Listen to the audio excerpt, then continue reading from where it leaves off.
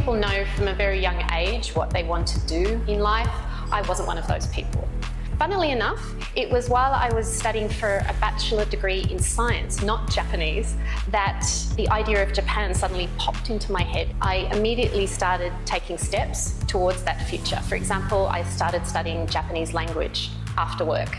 I also applied for the JET program and somehow managed to convince them that sending me, a person who hadn't even ventured across the Tasman Sea, let alone the Pacific Ocean, that sending me to Japan for a year to live was a safe bet. After a year on the JET program, it was even clearer to me that I wanted to have an extended stay in Japan. So after I returned to Australia, I became the president of the JET Alumni Association. I served in that role for 6 years.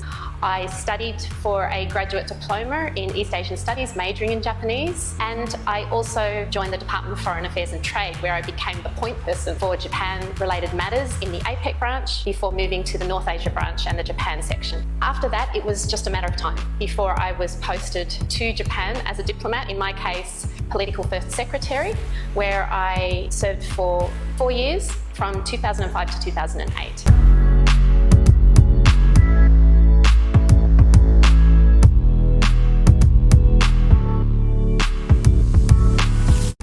Having lived in Japan for close to 20 years, I can honestly say that my fascination with and interest in the country has not abated in the slightest. If anything, it's actually grown stronger over the years. As I continue to learn and discover more about Japan, ironically, it's more evident how little I know and how much more I have to learn about Japan. I'm always learning more, discovering more, and that's so fulfilling and stimulating. So to my mind, being in Japan and being in Japan such a long time, I can bring my skills, my experience, my knowledge to bear in being a link between here and Australia.